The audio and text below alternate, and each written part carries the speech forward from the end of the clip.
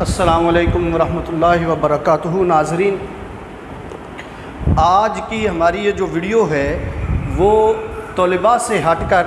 کچھ اساتذہ کے لیے ہے جو ترجمۃ القرآن پڑھاتے ہیں۔ ترجمۃ القرآن پڑھانے کے اساتذہ جو ہیں ان کے لیے یہ ہماری آج کی ویڈیو ہے۔ اس میں ہم ان کو یہ بتائیں گے کہ ترجمۃ القرآن جو ہے وہ کیسے پڑھایا جائے۔ سب سے پہلے تو جو ہے وہ طریقہ کار یہ، چونکہ ترجمۃ القرآن کی کتاب جو ہے وہ کچھ ایسے اساتذہ بھی پڑھا رہے ہیں جو کہ عربی کے ماہر نہیں ہیں، عربی جانتے ہی نہیں، جن کا عربی سے تعلق نہیں،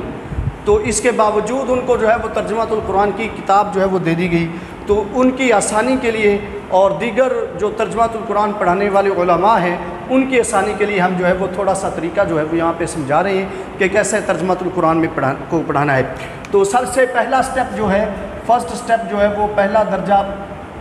وہ یہ ہے کہ آپ بچوں کو جو ہے وہ الفاظ اور ان کے معانی جو ہیں وہ سکھائیں۔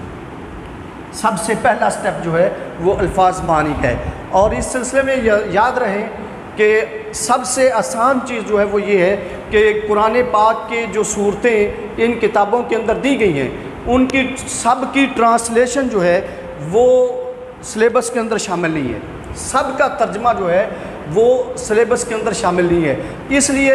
سارے ترجمہ کی طرف جو ہے وہ جانے کے بجائے وہ آیات جن کی نشاندہی کی گئی ہے وہی آیات اور ان کے الفاظ معنی جو ہیں وہ اسٹوڈنٹس کو جو ہے وہ ازبر کروائیں۔ یہ جو ہے وہ ہمارا ہے فرسٹ سٹیپ۔ اور اس سلسلے میں یاد رہے کہ ترجمۃ القرآن کی ساری کتاب ایک طرف سے شروع کر کے آخر تک لے جانے کی ضرورت نہیں ہے، بلکہ وہ صورتیں جن کا ترجمہ جو ہے وہ سلیبس میں بتا دیا گیا ہے وہی صورتیں اور ان کے الفاظ معنی جو ہیں وہ یاد کرائے جائیں۔ اور دوسرا درجہ جو ہے وہ ہمارا یہ ہے کہ الفاظ معنی کے بجائے بعد جو ہے وہ با محاورہ ترجمہ جو ہے وہ کروایا جائے۔ یہ جو ہے وہ ہمارا سیکنڈ سٹیپ ہے،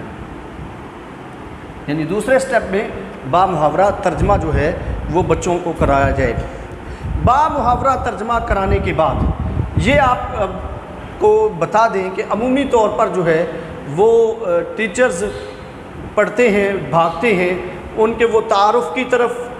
پہلے جو ہے وہ تعارف کرواتے ہیں، تعارف کروانے کے بعد جو ہے وہ ترجمہ کرواتے ہیں، ترجمہ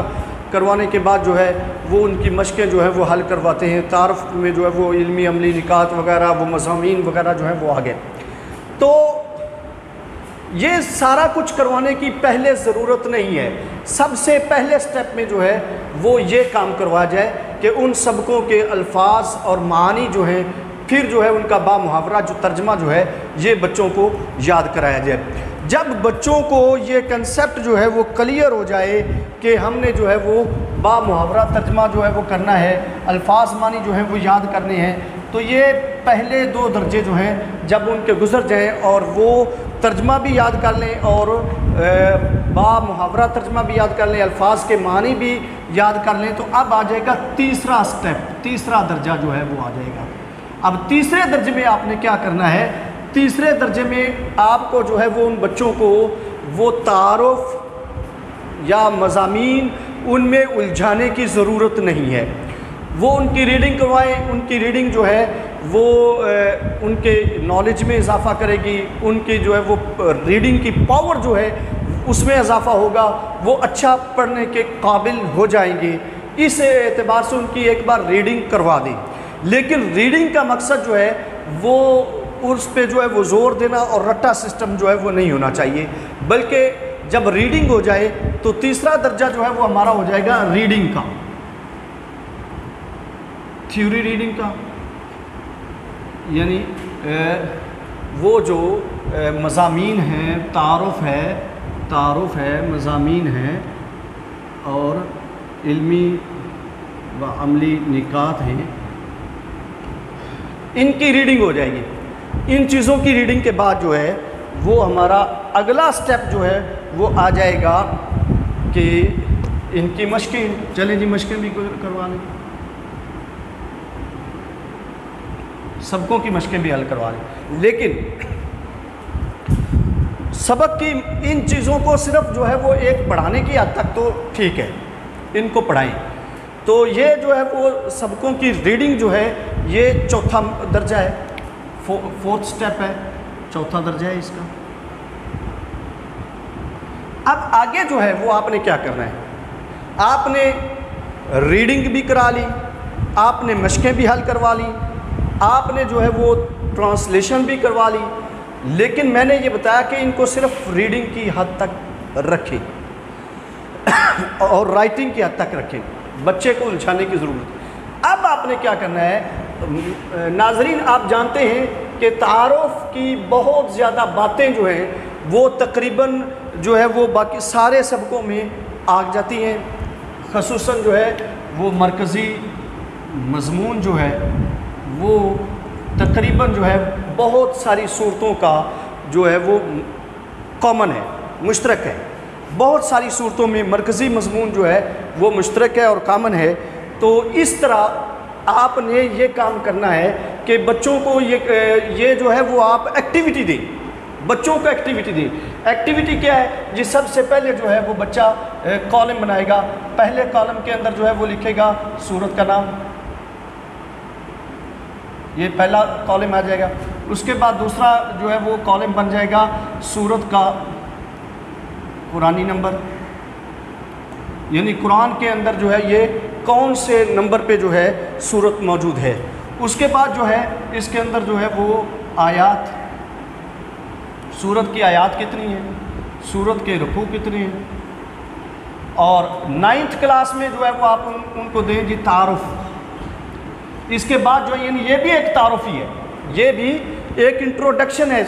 سبق کا، لیکن اس کو جو ہے آپ نے کالمز کے اندر تقسیم کر دیا۔ جب کالمز کے اندر تقسیم کر دیا، پیچھے جو ہے وہ سورت کا نام رکھنے کی وجہ، تسمیہ وغیرہ جو یہ چیزیں آ جاتی ہیں، تو وہ جتنی بھی چیزیں ہیں وہ اس تعارف کے اندر جو ہے وہ آ جائیں۔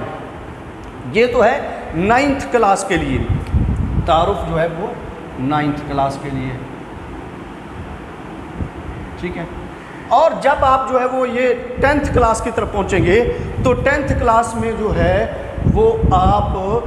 یہ تعارف نہیں لکھیں گے، تعارف نہیں لکھیں گے، بلکہ یہاں پہ آپ کیا کریں گے، یہاں پہ آپ سب سے پہلے جو ہے وہ یہ مرکزی مضمون جو ہے وہ لیں گے، یہ مرکزی مضمون جو ہے یہ 10th کلاس میں لیں گے۔ 10th کلاس میں مرکزی مضمون، ساری صورتوں کا مرکزی مضمون لکھ لیں، تو یہ بچوں کے لیے یاد کرنے میں بھی ایک آسانی اس طرح سے رہے گی کہ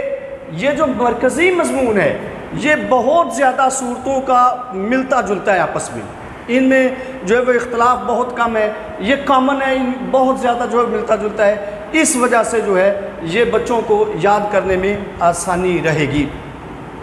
اب جب آپ نے مرکزی مضمون دے دیا، یہ آ گیا جی پہلا کام، مرکزی مضمون، اور جب یہ ساری صورتوں کا وہ کر چکے، ساری صورتوں کے جو مرکزی مضمون بھی نکال چکے، یہ ان کا عنوان بھی نکال چکے، ان کے نزول بھی نکال چکے، مکی ہونا، مدنی ہونا، یہ ساری چیزیں جو بتا چکے، اور اس کے بعد جو وہ مختصر تعارف بھی بتا چکے، تو اب ان کو یہ جناب آپ ایکٹیویٹی دیں۔ اگلی ایکٹیویٹی جو ہے وہ یہ ہوگی کہ جناب ان بچوں سے کہیں کہ صورتوں کا تعارف، یہ 10th کلاس کے لیے صورتوں کا تعارف جو ہے وہ آ جائے گا، اور جب بچے جو ہیں وہ صورتوں کا تعارف جو ہے وہ لکھ کر لے آئیں گے، صورت کا تعارف جو ہے وہ آ گیا، تو صورتوں کا تعارف لکھنے کے بعد اب آپ جو ہے وہ بچوں کو ان کے علمی و عملی نکات،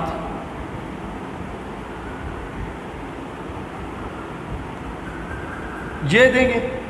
یہ جو ہے وہ نکال کر لائیں۔ جب یہ ایکٹیویٹی کے تحت بچے نکال کر لائیں گے تو پھر جو ہے وہ آپ اچھا یہ اسباق جو ہیں اس کو آپ ڈیوائیڈ کر لیں کہ ساری بک کا اکٹھے 2 4 3 سبقوں کا جو ہے وہ یہ سب ایکٹیویٹی جو ہے وہ آپ دے سکتے ہیں۔ اب علمی و عملی نکات کے بعد جو ہے وہ اس کا جو ہے مضامین کی ایکٹیویٹی رکھ دیں کہ جناب فلاں صورت کے مضامین لکھ کر لائیں فلاں، اور وہ جو ہے بچے اپنے طور پر لکھیں، اپنے طور پر ان کے مضامین لکھیں۔ تو جب مضامین لکھ لیا گیا، جب جو ہے وہ ایک بار جو ہے وہ ساری بک جو ہے وہ مکمل ہو گئی، تو ساری بک کی کمپلیٹ ہونے کے بعد، مکمل ہونے کے بعد، کتاب کی تکمیل کے بعد اب جو ہے وہ آپ نے یہ کرنا ہے کہ وہ جو سٹوڈنٹس ہیں، وہ طلبہ ہیں، ان طلبہ سے آپ نے یہ ایکٹیویٹی کروانی ہے کہ یہ جو صورتوں کے آپ نے مضامین نکالے ہیں، علمی و عملی نکات نکالے ہیں، اور ان کے جو ہے مرکزی مضامین جو آپ نے نکالے ہیں سبقوں کے، ان مرکزی مضامین میں سے وہ صورتیں جن کے کامن ہیں، مشترک ہیں، تو مشترک مرکزی مضامین جو ہیں وہ بتائیں کہ کون سا مضمون کس کس صورت میں آیا ہے، یعنی کالم بنا لیں، مرکزی مضامین کا کالم ہو جائے گا، اور یہ مضمون جو ہے ان صورتوں کے نام بتائیں جن کے اندر یہ مضمون آیا ہے۔ تو اس طرح سے یہ وہ ایکٹیویٹیز ہیں جن کے اندر بچے انوالو ہوں گے، تو ان کے انوالو ہونے سے